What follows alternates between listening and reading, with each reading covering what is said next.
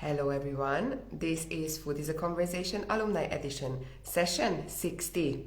Our numbers are getting higher and higher. I'm so excited that we can share all these stories with you. So what are these sessions about? We are introducing our ecosystem members who attended any of the educational programs organized by the Future Food Institute so far. So let it be the Food Innovation Master Program, what I attended in something again, an update. Instagram, this is not really nice from you. Let me see. Go live. Things are changing continuously and you don't get notified. So you are here live and trying to bing it. So basically, the person who I am inviting now on screen, and I hope this is working, actually attended the digital bootcamp in November. Hi, Ruel, look at me. I started such a weird way because of the updates from Instagram. Sorry about this, very unprofessional.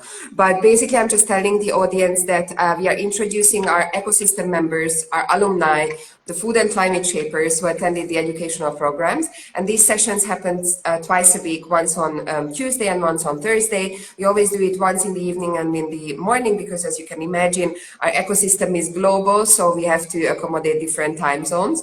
And I consider myself a time zone wizard now after organizing all these digital bootcamps and scheduling sessions for different countries. So it will be a very casual conversation. You will hear about their experience, how did they join the ecosystem, also about their local food system or what were the actions, what they took after the program or even before. And so I encourage everyone to please post your questions in the chat if you have any. Otherwise, of course, we are well prepared, so we will have enough to talk about with Ruel today.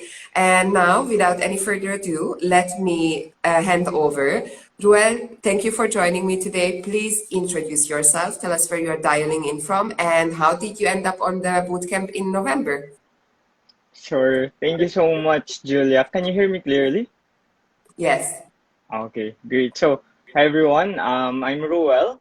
I'm from the Philippines, in Manila, particularly, and I joined the bootcamp last December. And it's quite interesting. I found out about the bootcamp through Adam Lyle of Padangko. And I previously joined their program also before in Digital ASEAN, with me representing my company, to actually learn more about basically how digital is being used across ASEAN region in agriculture. So this time around, I found the Food and Climate Shaper program really interesting, given also what's happening in my country. It was actually a very timely session when I saw it. It was November when I saw the boot camp, and it was also during that time when here in the Philippines we've had like three series of huge super typhoons. We had the Rolly, Kinta, and also the Ulysses. And based on numbers alone, we lost around 12 billion peso in agriculture. So as you can see, I find climate as a very relevant part of our business since I'm in agriculture. And I really felt the need, okay, why not try this one? Maybe there's a lot of things to learn from this one, and maybe I could adopt it in the country. And what's really interesting also is that the program offers scholarships or some sort of subsidy, and it makes it a bit more definitely reachable for people coming from developing countries like ours in the Philippines, basically. Yeah. So, as you said, it was a very timely matter actually to join the bootcamp and learn about the relation between climate change and how can we take actions in our food system to fight that. What were your main learnings and takeaways from the program? Sure. I'll cite three particular items or concepts. So the first one would be more on the way of thinking about things. So it's more on the two idea of ecosystem thinking and prosperity thinking, which was thoroughly discussed in one of our sessions. So as you can see, food systems is really complicated or complex. It's not as easy as other people would think about it because there's a lot of people involved, right? From the farmers or the producers down to the consumers to the logistics providers and a lot of things in between. And one thing that is really interesting is that one affects the other. It's the main concept that has been discussed repeatedly in our sessions. And I really like the tools that we used for us to understand better our own ecosystem so that we could actually map it ourselves and try to understand how each one affects the other.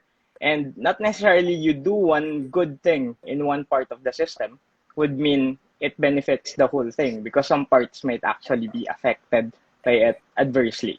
So it's really that kind of thinking that makes me more aware in how I do things right now. And looking at the prosperity thinking part, aside from understanding your ecosystem as a whole and not just as a part of it, it's really interesting how the prosperity thinking is more the practical way on how your mindset as a person in the business or in agricultural business on how you would balance economic factors, social factors, and environmental factors. These three things. And it provided quite a clear framework on how you would actually do that because it's not easy to actually think of, okay, which one to prioritize. Because normally the environmental suffers quite most of the time. Next is the social, because the economic is always, for most of us, at least in the traditional means, always the priority in doing or deciding and fixing challenges. So I think that's one very key element for me. Is it okay to proceed to the next one that I really enjoyed also? Yeah, Okay, yeah. so Amazing. I'll I'm continue. just like, oh my God, you just summarized it so well, what those two classes were about. I'm so happy to hear this. Yeah. Sure, sure. So another item that I find really interesting was about the washoku, basically the cultural diets. So why I find it interesting is because number one, I didn't realize there's such a thing as UNESCO intangible culture heritage. And I just figured it out during our session that a diet is actually something that is recognized by UNESCO, essentially. But what makes it a bit more interesting is that looking into the idea of this particular diet, it might be a simple thing, but it's something that is being done by everyone every day, and its impact is just really, really great. So it might be a small thing, but if everyone is doing it a little bit at a time, it can really change the course of the world, basically. So it's really powerful, but I never really recognized that such power on diet alone before, because at least in my country, it's not really that common to have a very particular diet. Like normally there's some notion that you're out of reach as a person. I don't know what term should I, but in at least in our country, people tend to feel like you're too high maintenance if you're like a vegetarian or you're a vegan, because we're from a developing country, and for us those are like privileges for people. It's like you're very privileged because you're saying you're vegetarian. So it's not really very accessible as well because the restaurants don't necessarily think about those group because it's really a small minority. But looking at it or understanding it in the perspective of how these little things being done by individuals together could actually have really great impact makes me rethink of how we do things right now as well.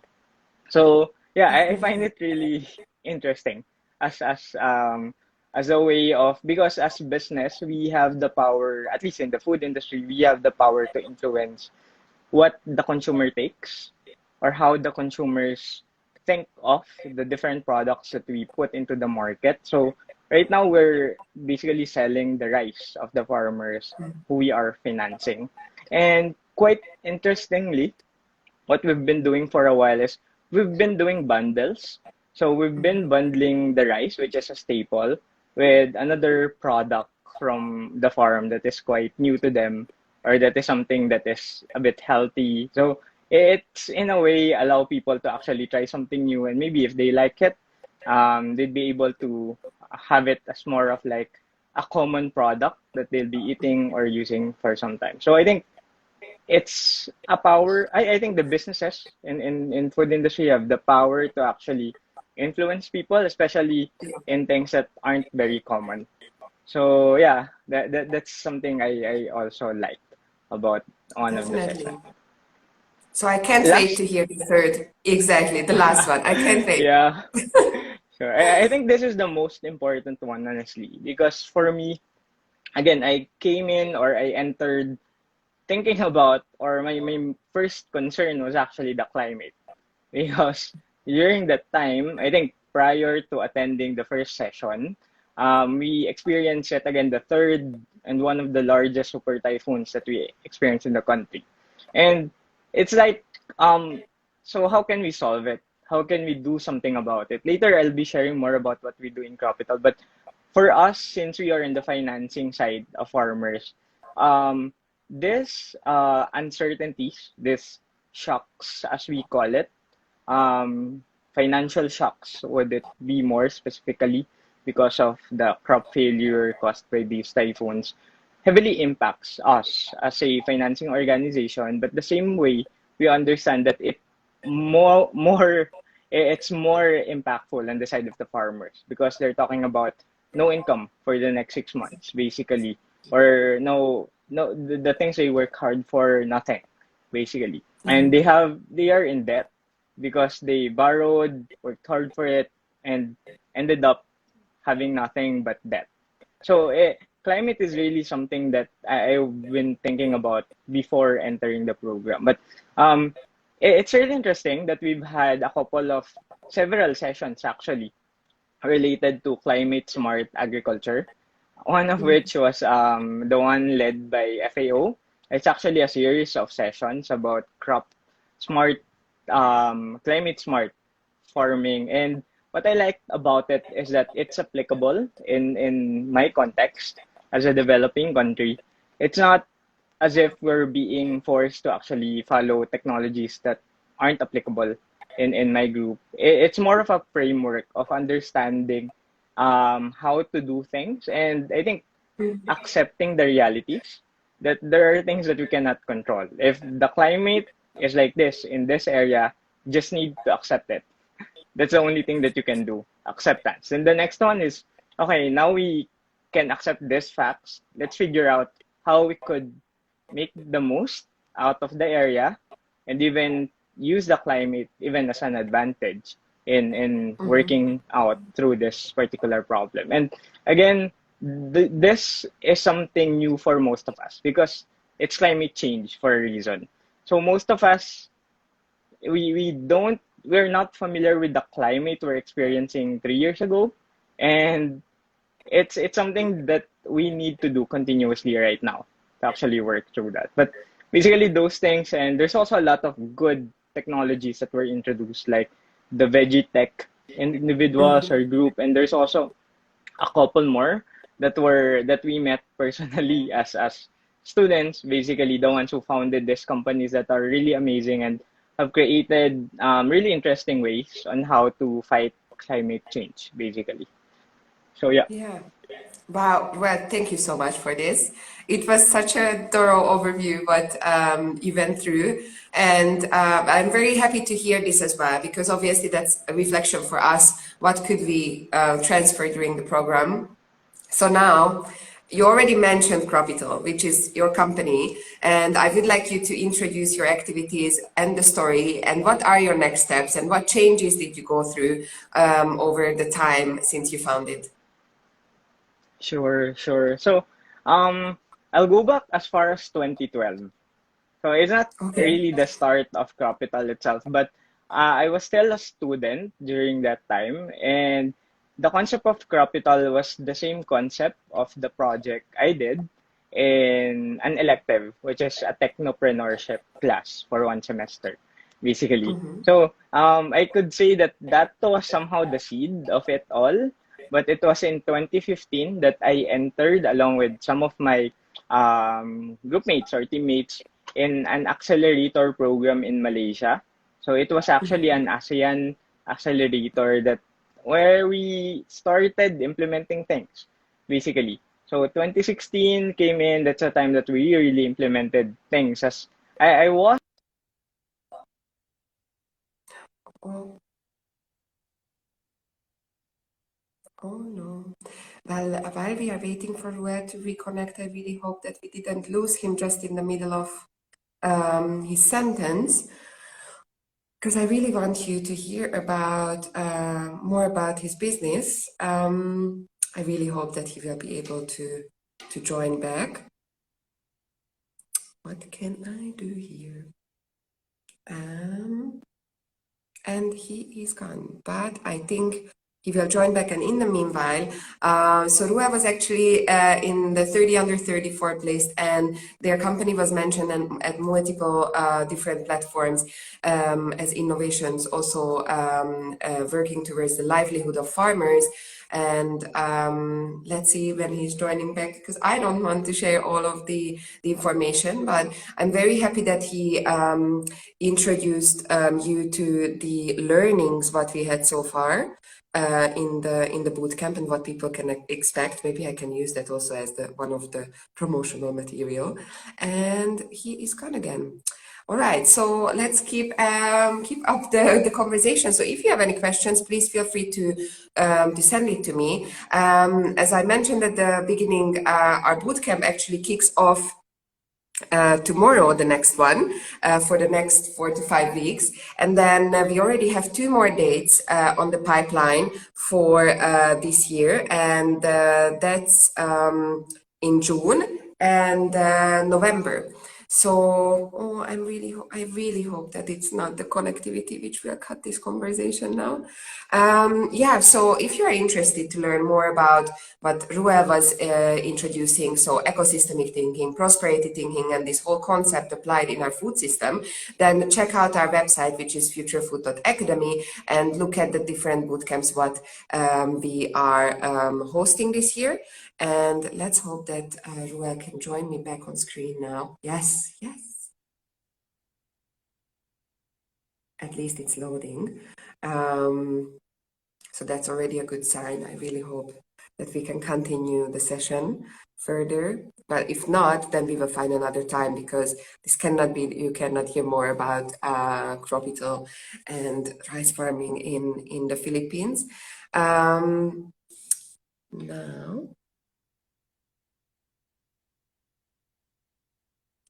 So I'm very excited actually to host these sessions, because I spend unfortunately only through a screen, but I spend a lot of time during the bootcamp with the participants and with our climate shapers. So I'm always very excited to share their stories with the wider audience, because the bootcamps are very diverse, and we have very different profiles. So if I look at the cohort starting tomorrow, we have high school students from Italy, but we also have design thinkers, and we have someone who is working for the product development department of a bigger food company, and we have startuppers. So very different profiles. And why is it so good? Because that is a unique element of the program. There is a peer-to-peer learning involved in these bootcamps as well, especially through the different activities what we do and the assignments. And although it is a digital bootcamp, we try to equip the participants with tools what they can use in order to become active in their immediate surrounding, in their context. So now my screen is split again into two. There is a loading sign. So let's hope that Ruel will be able to join me back in here. Yes. Where were we? So the tools. We start the whole journey with ecosystemic thinking, and the first big assignment is actually to map out their own ecosystem, because we also identify, also through myself, like my experience, to to actually forget to look around. So we also teach the participants about dormant resources, because there are so many things. Ruel, you're back. I try to keep up the conversation by myself. I'm so happy to see you here back. So we lost you at the point where you were talking about 2016. Can you hear me, Ruel? Yes, now it started Okay. to No, go no, out. all good. Yeah. This can always happen. So we lost you at the point when you were talking about the year 2016. Oh, yeah. Okay, okay, sure. I'm really sorry for that disconnection problem, but I'd love to continue. Okay, so as I was sharing, so 2016 happened basically. So I am quite young when I started the organization and have very limited experience in business, in startup, even in agriculture itself. So it's really a very painful process of learning during the start of starting Cropital. And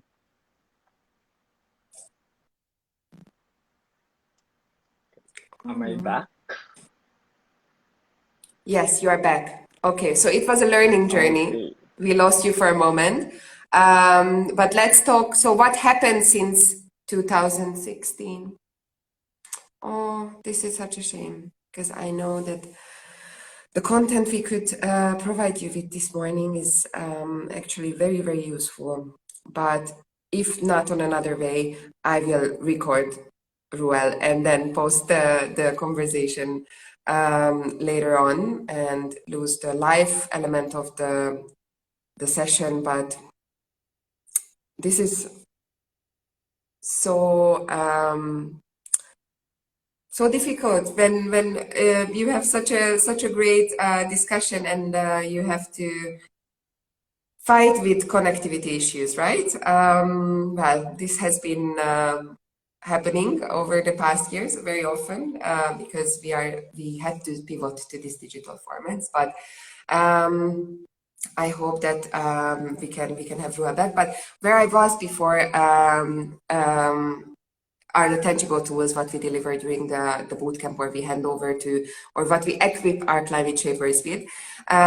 So after they map their own ecosystem, because as I mentioned, we have all these resources and things happening around us what we tend not to see.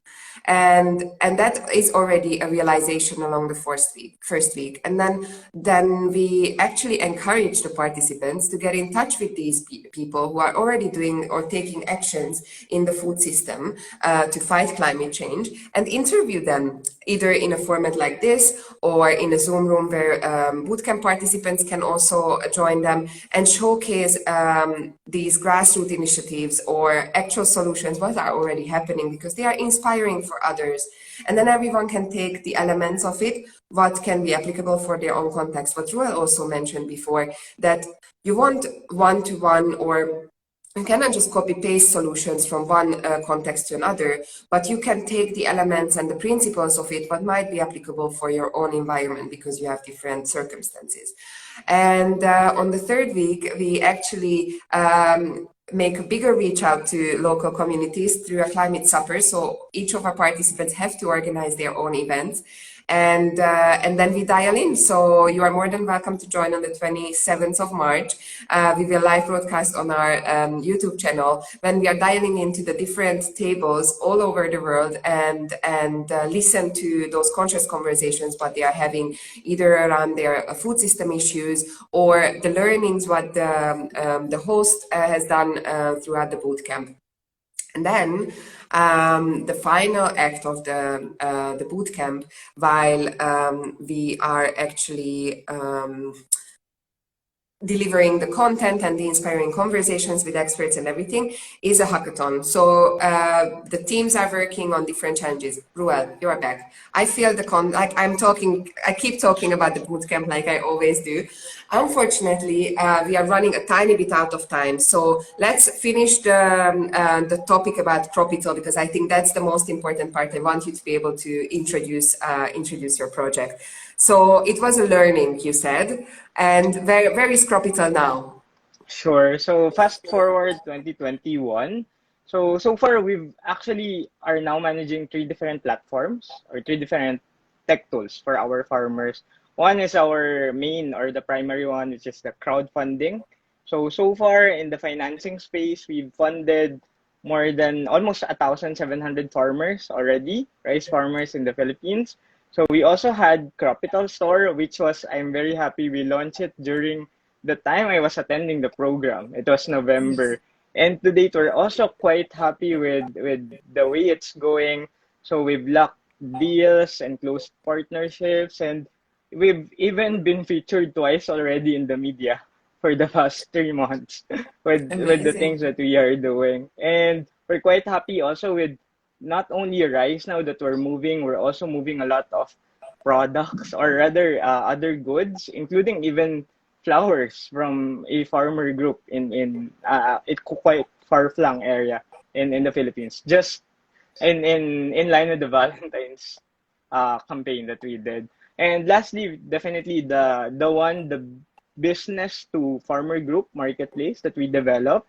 We developed it last year during the pandemic, and now we are almost reaching 300 farmer groups and cooperatives that are being connected to 200 exporters, processors, and so on. So we're quite happy with how we are able to move ahead despite a lot of challenges. But again, there's still a lot of challenges out there. But the team is really very tight, and we're continuously trying to learn as much as we can and improve as a group to so that we could provide the farmers the level of quality they need in terms of service. Wow, very impressive, Ruel. If you would like, because this is indeed a whole process from like studying and then being bold and going into a startup environment, what would be your advice, what you would give to someone who is a young entrepreneur trying to figure out what would be the next step? Maybe something what you think you made as a mistake, but learned from it. What would be your advice? Sure. For me, one of the key learning is actually taking things one step at a time, and making sure that you know what is the most critical problem that you need to solve at any particular time, because you'll be overwhelmed with a lot of things that you need to work on. But know which one is very critical, know how to prioritize, and once you have that particular problem locked in, your duty as the founder is not to solve it yourself, but to find the best people you can talk to, someone who've solved that problem before, someone who did really well in solving that problem before. Talk to a good number of them and try to ask them, if you were in my shoes, what would you do?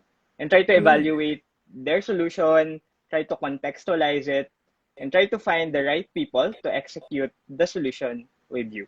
So I think do it every problem that comes in your way, basically. I really like this advice. I recently read a book called Who Not How, and that's very pretty much aligned with what you are saying. I really like it. So I think we need to jump to our final question, and that's the question what I always ask on every conversation. How would your future food future look like? You can decide to be realistic, but you can also become utopistic and picture us a perfect food future. Sure. So, for me, the ideal future food or food of the future system, basically, my idea is really very focused on the small farmers. Um, if it's possible, we will be able to create a future that the small farmers would be able to have the same level of security, financially, socially, or whichever, um, the same way any regular employee would have. So for me, that's really critical because for small farmers, you don't know what will happen next. You don't know whether this season would yield to a good one or to a bad one, and what to do next. And a lot of people don't really realize how hard it is to not know what will happen tomorrow. And it will be able to create that level of security, which I believe would be composed of two things: predictability and basically production, ability to be resilient and be able to actually withstand shocks like weather, droughts, or any kind of pest and diseases. You'll have a stable production. And another one is a stable market, which also dictates market prices. So if we will be able to, at the very least, predict all these two things, we would be able to prepare ourselves or our farmers to become flexible enough and to have in a sense security and predictability of what will happen next in next month, the same way any regular employee in any country would have. So for me, it's quite simple, but I think it will take digital integration. It will take a lot of people working together. It will take really prioritizing the need of those people or those groups rather than basically the self-interest of the people in between in order to make this thing happen. Definitely.